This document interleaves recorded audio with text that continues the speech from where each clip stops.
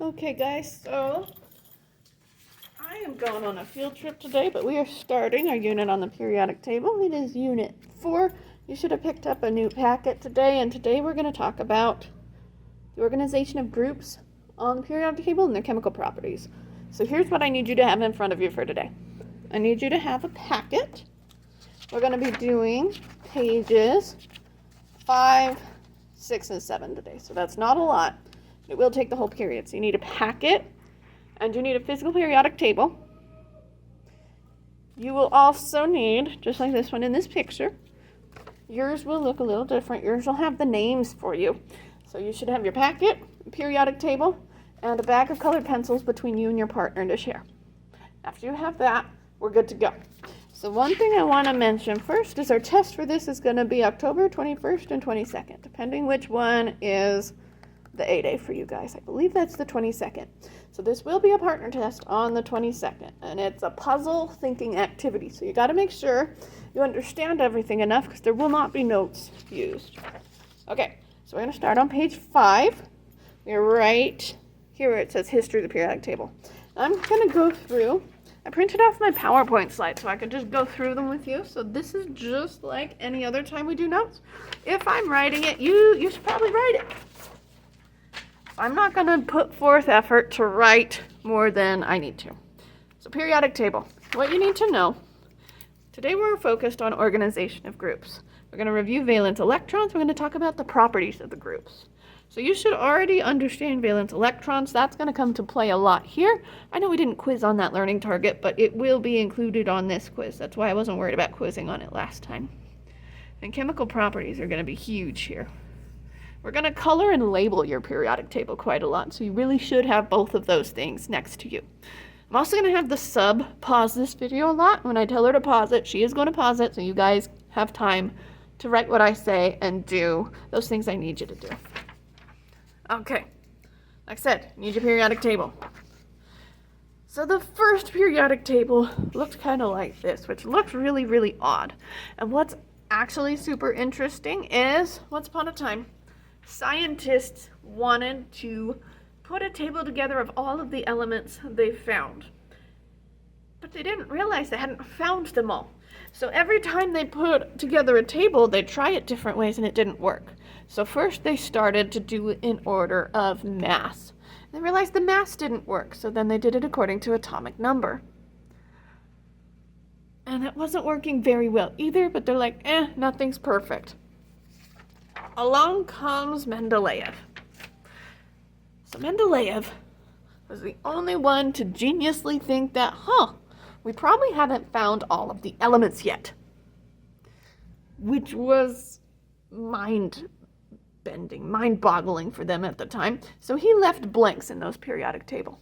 And he was so confident about his blanks and the properties they should have and what they should be like and look like, that when another scientist found one of those elements and described the properties it had, Mendeleev came up to him and he said, "You're wrong. Those are not the properties." Having never seen this element the other guy found. And guess who was right? Not the guy who found the element. It was Mendeleev, which is super cool. So here's what you need to know about historical periodic tables. We need to know that elements have characteristics that repeat every 8th element. That's the reason we call it periodic, because periodic means it repeats periodically in a fashion. This all began in the late 1800s. Is when we began organizing it by mass and properties. And we did organize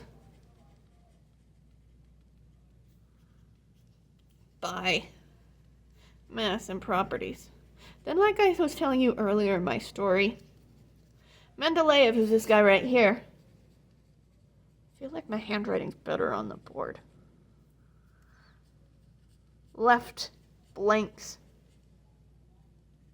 for elements not yet discovered. And this was huge. No one had thought of this yet. And so we actually use a version of Mendeleev's periodic table right here today. So our current periodic table, pause this if you need to finish writing those things, looks like that. So we go up by atomic number. We also go up by mass. We're going to talk about all of these groups today and their properties. That's one of our goals for today. So what you need to realize is elements are arranged on the periodic table based on their atomic number. But why is it such a weird shape besides electron configuration? We're also going to talk about that today. So the periodic table is periodic because it repeats its trends, its properties, periodically every 8 elements. Historically, we thought it was 7 because no one had found the noble gases yet. The noble gases were the last to be found because they're not reactive. We'll talk about that in a second. So the modern periodic table, each element has its own little box. And the box for each element includes, I just would write that at the top. You already know what it includes because we have talked about it many times. It includes the atomic number, which is the number of protons. The element symbol, which is based on Latin. That's why copper is Cu. It's based on the copper in Latin, which is cuprous. The element name, if you're lucky. And the atomic mass, which is protons plus neutrons. Okay. On the periodic table, I'm going to keep writing it on this slide since there's more room. We have groups and families. If you hear me refer to something as a group or family, that is the column it's in. Remember, column goes up and down like that. If you hear me refer to something as a period or series, that's the row it's in. That's going to be horizontal like that. Okay. We're still in that same box, but this is a different slide. So we have 18 groups and families across the top. 1, 2, 3, 4, 5, 6, 7, 8, 9, 10, 11, 12, 13, 14, 15, 16, 17, 18. And then we have 7 periods. 1, 2, 3, 4, 5, 6. Wait. 1, 2, 3, 4, 5, 6, 7. These two, remember, are 6 and 7 because they fit in right here like we talked about last unit. Something we need to understand is groups 1 and 2 and 13 through 18 are what we call representative elements. We call them that because they follow the trends and the properties we expect them to. So they're very representative of what the periodic table should be like. Groups 3 through 12, we're still in the groups, so groups 3 through 12. Remember, I'm writing, so what should you be doing? You should be writing this. Are what we call transition metals. And we call them that because they don't follow any of the rules we want them to. Okay, so at this point, when I said go, you're going to pause the video, and here's what you're going to do. You're going to label the group numbers 1 through 18 across the top.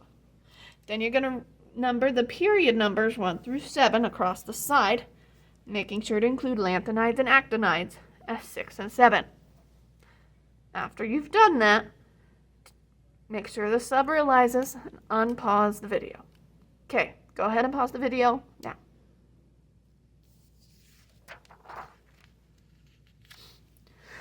Okay, welcome back.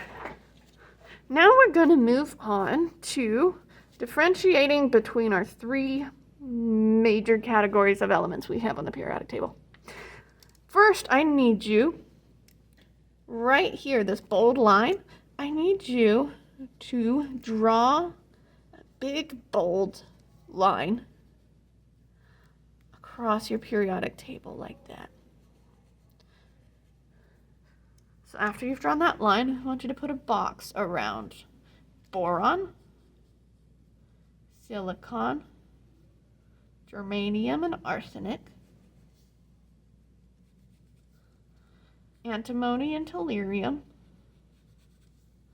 and polonium. Pause the video and make sure you get that done. Okay, welcome back.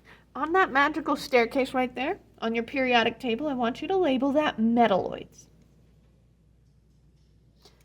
Okay, to the right of the metalloids, everything to the right, we're not coloring any of this yet, just outlining. Everything to the right of the metalloids, those are nonmetals. So if you want to draw an arrow like that, it says nonmetals, that'd be perfect. But leave room because we're going to write something at the top of each of these columns in a second here. And everything to the left of the metalloids, these are all metals. Okay, let's go ahead and get started talking about metals. So metals have a couple properties. They're good conductors of heat and electricity. If you think about metals, they're malleable. That means we can pound them into sheets like aluminum foil. So they're very malleable. We can pound them into thin sheets. They're also ductile. That means we can bend them into wires.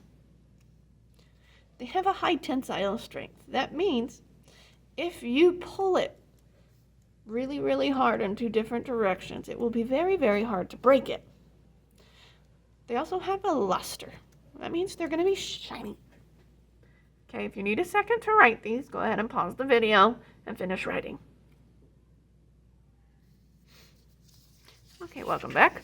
Now that we know the properties of metals, hopefully we have enough time to show you this video next time. It's about alkali metals and how reactive they are. It's really cool. But since I'm not there, we're going to talk about the properties of alkali metals.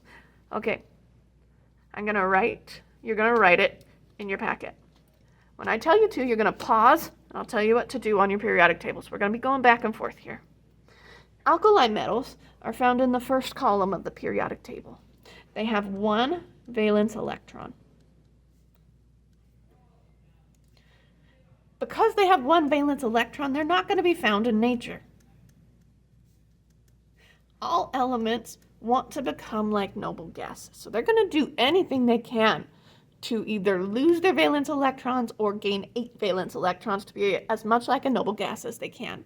So because these guys are so close, they're going to be super reactive. So they're going to be too reactive for you to find laying on the ground in nature anywhere. By too reactive, I mean they're going to explode when water touches them for the most part. That's why we're not allowed to have them in high schools. Our reactivity is going to increase down the group. We're going to talk about why next time.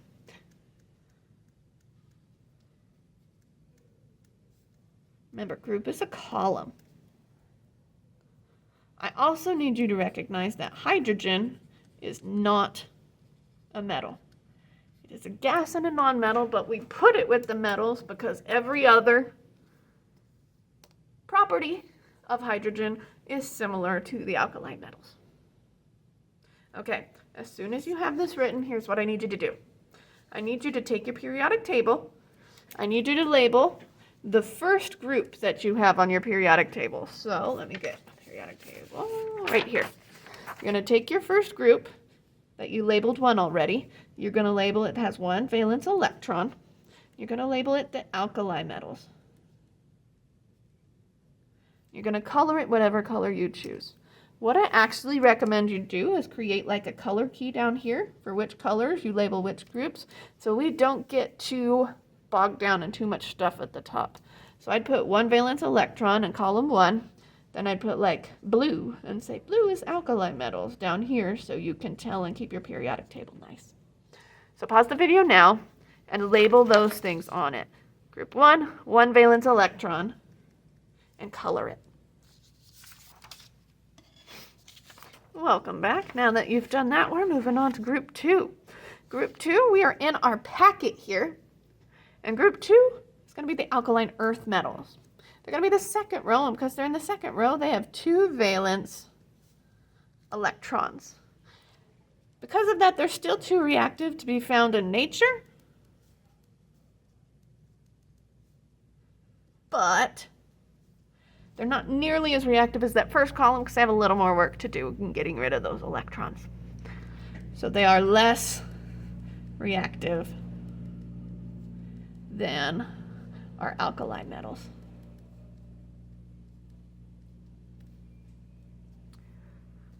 Our alkaline earth metals are called that because alkaline means base, and they're often found in base products. So when I mean base, that's the opposite of acid, which hopefully you talked about a little bit in bio last year. Okay, so just like last time, you're going to take your periodic table. You're going to find the alkaline earths in the second row. You should have already put a 2 at the top, so what you're going to do, and I'll show you right here, is label it with 2 valence electrons. You're going to color your alkaline earth metals. And after you've colored it, color in your key and say alkaline earth metals. So today is the coloring day. Color the alkaline earths and label it alkaline earths. Go. Okay, now that you've done that, we are moving on, to our transition metals. We're in the packet again, so we're in this bottom corner of the packet here, talking about transition metals. Transition metals have all of the properties of metal, which duh, because, metal, duh. Other than that, though, they follow their own reactivity rules. So all of these reactivity rules they have really don't make sense. And there's not really a pattern in it. So when I tell you, we give up on this section, it's because we don't know. Some of them have 2 different valence electrons and charges they can have. Like iron could be a 2+ or a 3+. Rubidium could be a 3+ or a 4+. Technetium, for some reason, is a 7+, which makes sense to no one. I'm sure it makes sense to someone, just not to me. Transition metals also include our inner transition metals, the lanthanides, which is the first of the bottom 2 rows, and actinides, which is our second of the bottom 2 rows. So here's what we're going to do now. It's not as much labeling here, but we are going to color. You're going to color your transition metals one color, and come down here and label them transition metals. Then you're going to color the lanthanides one color. That's the first row of the bottom 2. Come and label lanthanides. Then you're going to do the same thing with the actinides, which is the bottom of the bottom 2. So pause this video now to color those 3 sections.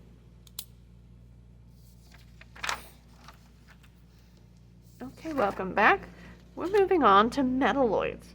Metalloids is that bolded staircase I had you draw earlier, right here. The reason we did that is those are the metalloids, and we are going to color them in a second, but don't color them yet. So we're in a packet right now. Metalloids are called metalloids because they're kind of in between. They have properties of metals and nonmetals both. So they're not really one, they're not really the other, they're not really both. They're kind of this weird in-between hybrid. So they're going to be more brittle than metals. Metals aren't brittle at all. Oops. Whoops, I went off the page. And they're going to be less brittle than our nonmetals.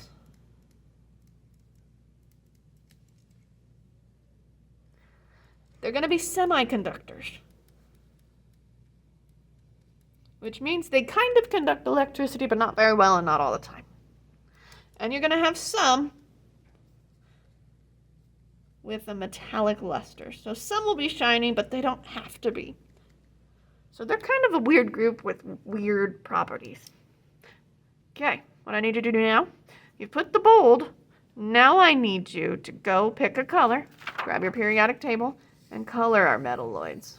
So we already drew a box around them, now you gotta color them. If you're confused which ones are the metalloids, it tells you in your packet on page 6. So you're gonna pick a color, and add it to your key at the bottom. Those are the metalloids. Pause the video now to do that.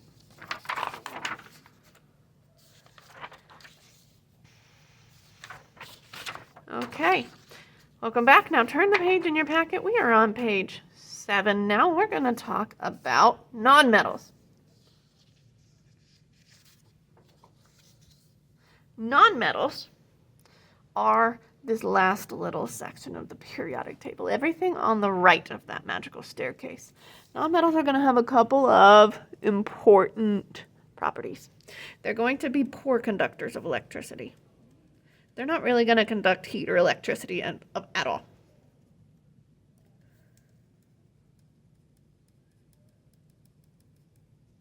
They're going to be very, very brittle, which means they're going to break and snap easy.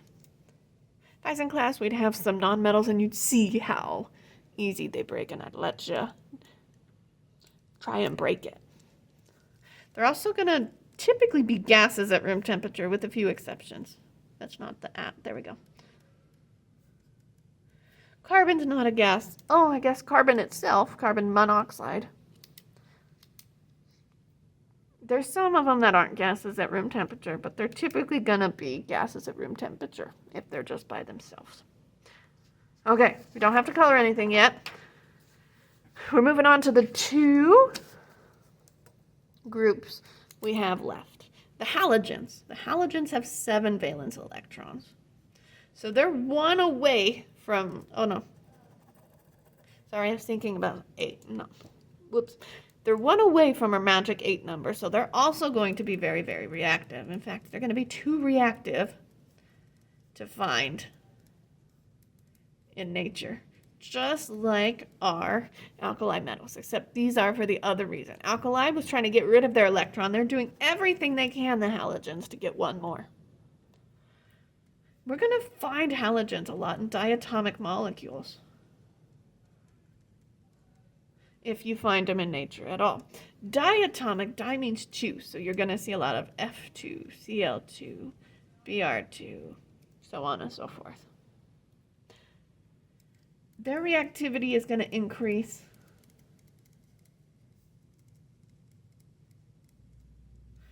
as you go up the group. So that means fluorine here is going to be much, much more reactive than astatine. Okay, you know the drill.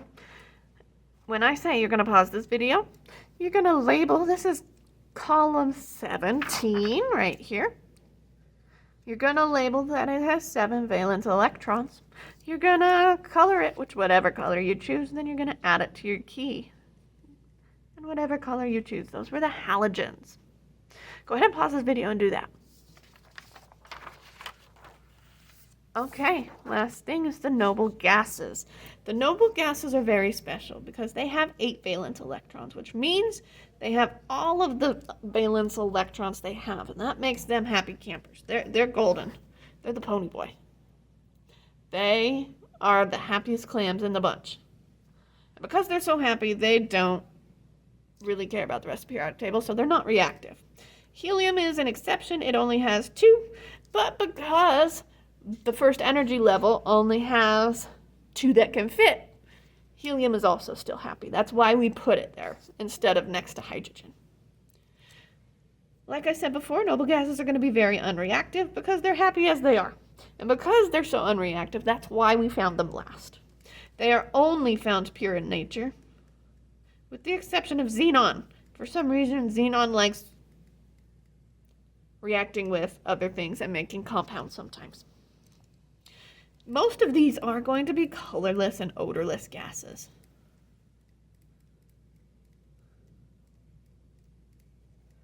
Okay, so after you've written that in your packet, we're going to go back to our periodic table, and we're going to label this with 8 valence electrons. We're going to add it to our key, noble gases, and you're going to color it in whatever color you choose. So go ahead and do that now.